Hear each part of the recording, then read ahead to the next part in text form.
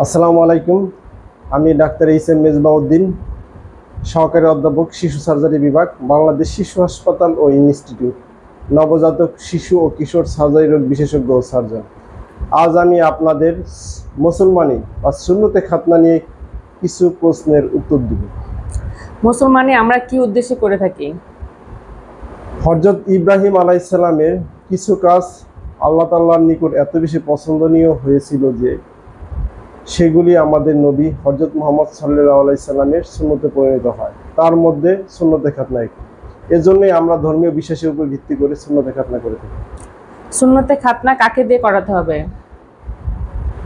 সুন্নতে খাতনা আমরা ধর্মীয় বিশ্বাসের ভিত্তিতে করে থাকলেও সেক্ষেত্রে আমরা আমাদের বাচ্চাদের ক্ষেত্রে একটু অবহেলা করে থাকি, অদক্ষ বা হাজামের মাধ্যমে আমরা করিয়ে থাকি। এজন্য আমাদের বাচ্চাদের অনেক ভোগান্তি পোহাতে হয়। শিশু সার্জারি ডাক্তার দিয়ে খাতনা করালে সেলাই কাটতে হয় কি? আমরা বাচ্চাদের খাতনা শিশু সার্জারি বিশেষজ্ঞ ডাক্তার দিয়ে করাবো, কারণ শিশু সার্জারি বিশেষজ্ঞ ডাক্তাররাই শিশুদের অপারেশন করে থাকে। এদের হাতেই যে কোনো বাচ্চাদের অপারেশন অনেক নিরাপদ। আমি শিশু সার্জারি বিশেষজ্ঞ একজন ডাক্তার। আমি কসমেটিক উপায়ে রক্তপাতবিহীন কসমেটিক সেলাই করে থাকি। সেই ক্ষেত্রে সার্জারির মাধ্যমে যে আমরা যে সেলাই দিয়ে থাকি সেই ক্ষেত্রে সেলাই কাটার কোনো প্রয়োজন হয় না। অজ্ঞান করে করলে বাচ্চা যদি জ্ঞান না ফিরে বা বাচ্চা মারা যায় তাহলে করণীয় কি?